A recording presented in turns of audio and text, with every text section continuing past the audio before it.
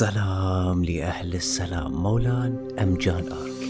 قبل لا نسترسل في هذا الموضوع أحب أني أهدي هذا المقطع إلى شخص سألني في البث المباشر هذا السؤال: منو أفضل، جوان آرك لو مولان؟ فأنا قلت له هذه أحتاج لها مقطع تفصيلي، وها نحن ذا راح نجيب على 7 أسئلة مهمة إن شاء الله. من هذه الأسئلة: من الأفضل، جوان آرك أم مولان؟ رقم 2: هل تستحق مولان أن تصرف عليها 690 راس؟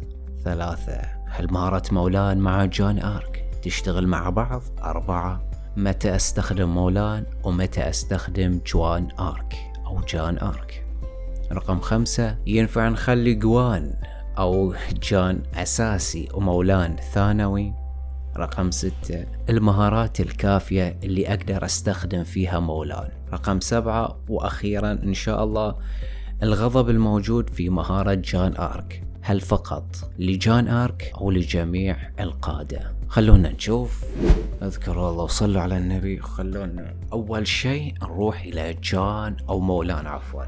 المهارة الأولى: القوات التي يقودها هذا القائد والحلفاء داخل المنطقة الدائرية من التأثير تزيد من الهجوم، الدفاع والصحة بنسبة 15%. جدا جميل. وكذلك تعطينا سرعة مسير. سرعة المسير حاليا مو مهمة، لكن راح نتكلم عليها بعدين لمدة 2 نلاحظ 2. بينما إذا نروح إلى جان آرك لمدة 4 ثواني، هذا أول فرق، يعني 2 أكثر. تزيد صحة وحدات المشاة من القوات والحلفاء بنسبة 30%. الصحة أقوى شيء في اللعبة. طبعا راح تعطي جان آرك فقط للمشاة نسبة 30%، ودفاع للفرسان 30%، وهجوم للرماة 30%. وكذلك تكتسب غضب إضافي بمعدل 50 غضب كل ثانية. إذا قلنا كل ثانية راح تعطينا 50 غضب، يعني لمدة 4 ثواني راح يكون عندنا 200 غضب. جميل. راح نجيب على هذا السؤال: هذا الغضب فقط لجوان آرك أو لمولان؟ بالتقرير راح أراويكم، لكن أول شيء نرجع إلى مولان. طبعا في الميدان إذا قارنا المهارة هذه بالمهارة اللي عند جان آرك فالأفضل جان آرك. ليش؟ لأن هني لمدة 2 بس، وتعطينا صح تعطينا 15 في الهجوم والدفاع والصحة بمجموع 45، لكن جان آرك تعطينا 4 ثواني بالإضافة إلى شنو؟ إلى الغضب. هذا الغضب يعطي الجميع، مو بس وحدتك انت، حتى الوحدات الحليفة اللي عندك. يعني كحد أقصى 5 حلفاء راح، إذا حسبت قائدك مع 4 حلفاء يعني المجموع 5 كلهم راح ياخذون غضب. جميل. نجي إلى المهارة الثانية تبع مولان: يتم تقليل الضرر المتلقى أثناء التطويق. نحط خطين أحمر على أثناء التطويق بنسبة 4%. طبعا هي 5%، بس أنا 4 عندي فلذلك حطوني 4%، هي 5%، نسبة جميلة جدا.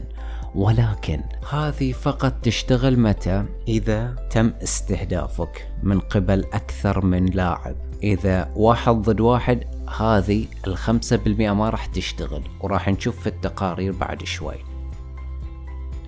إذا بمجرد ما يتم تلقي 2، يعني بمجرد ما تشوف أنت مكتوب على تم الاستهداف، معناته خلاص تفعلت تقليل الضرر هذه. لكن الغضب هذه منفصلة تماما عن هذه الغضب عندما تهاجم هناك فرصة بنسبة 20% لتقليل غضب المهاجم بمقدار 80 إلى 100. يمكن تشغيل هذا التأثير لمدة 5 ثواني أو مرة واحدة كل 5 جولات. حلوين.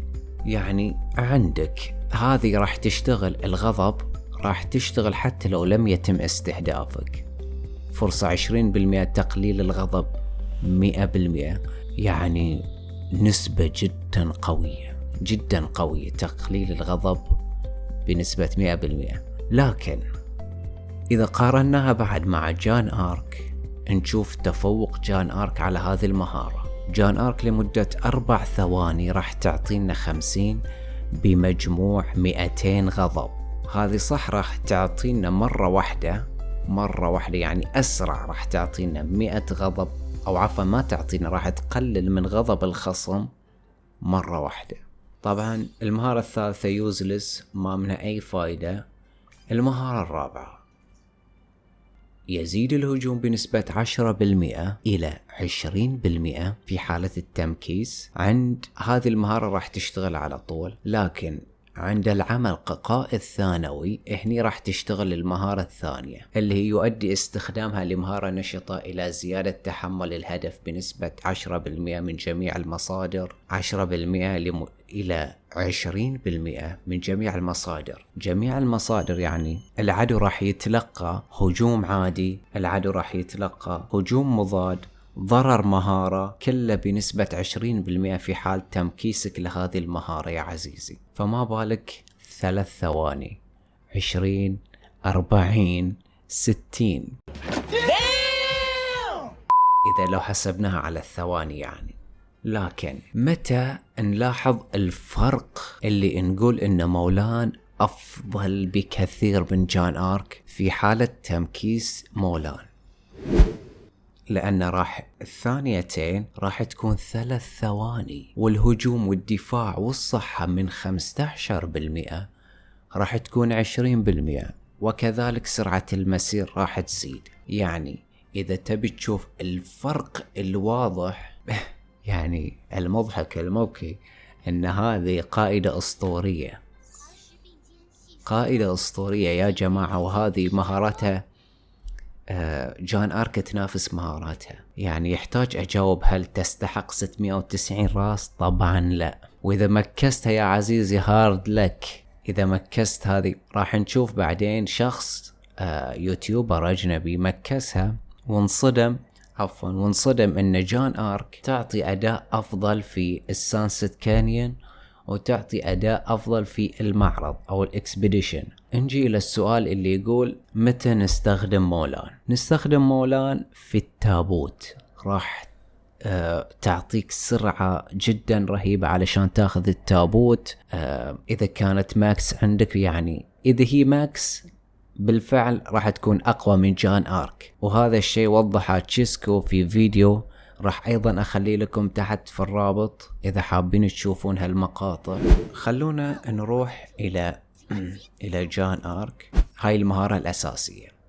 طبعا ما يميز جان آرك عن مولان هذه المهارة اللي هي يزيد ضرر الهجوم العادي بنسبة 25%. متخيل عزيزي؟ بينما مولان تعطي أضرار في الهجوم، تقليل الأضرار وإلى آخره، ولكن جان آرك أكثر أنها تعطي الحلفاء اللي صوبك وتعطيك أيضا تقدر تسبب بها ضرر. خلونا نروح إلى التقارير، لكن قبل التقارير أول شيء نجيب على بعض الأسئلة. من الأفضل جان آرك أم مولان؟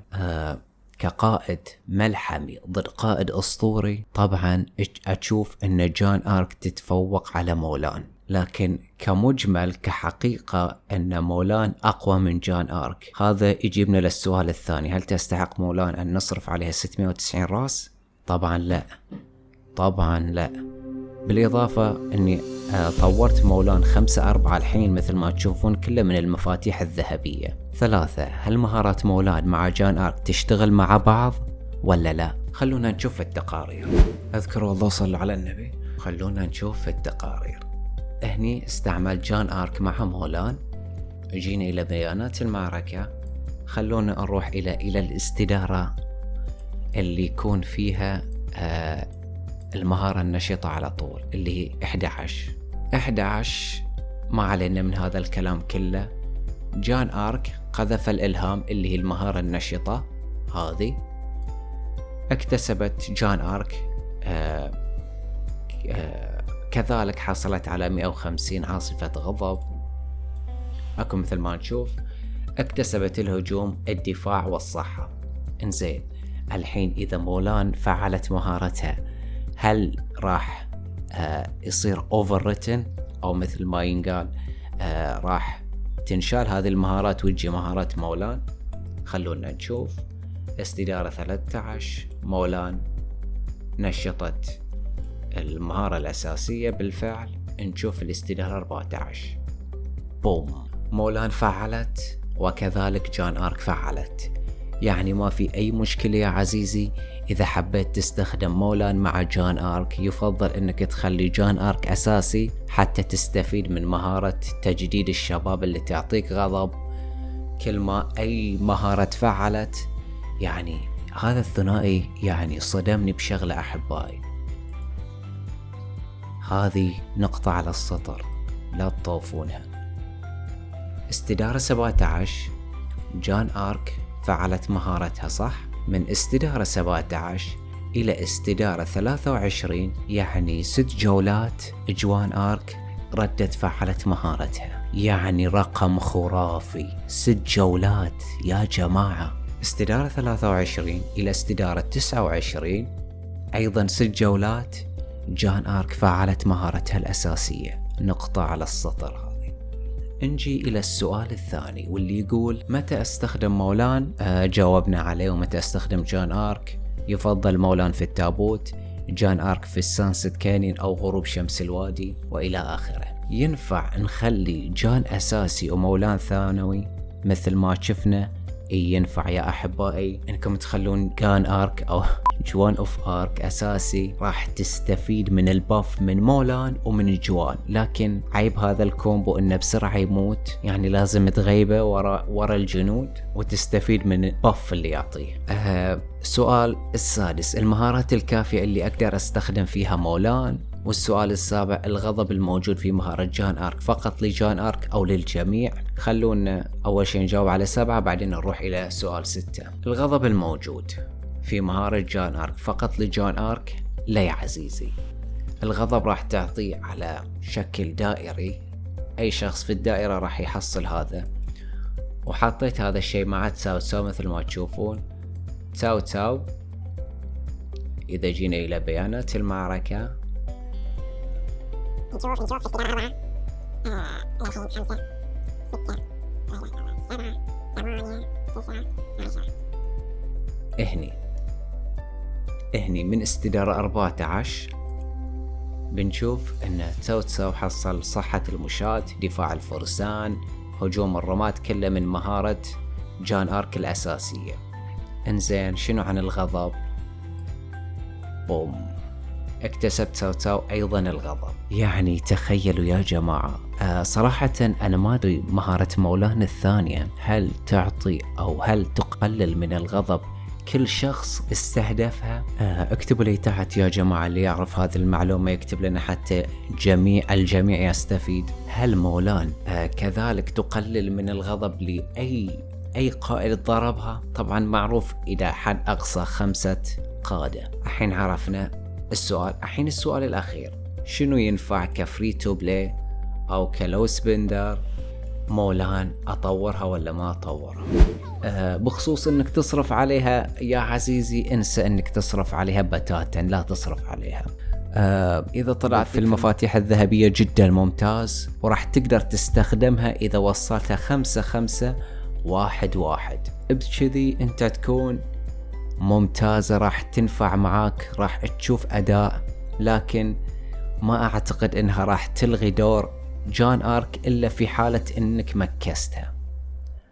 وبس أحبائي، أتمنى وضحت هذه الصورة. إذا عجبكم هذا المقطع لا تبخلوا علي بالإعجاب والاشتراك. كان معكم عسول، في أمان الله.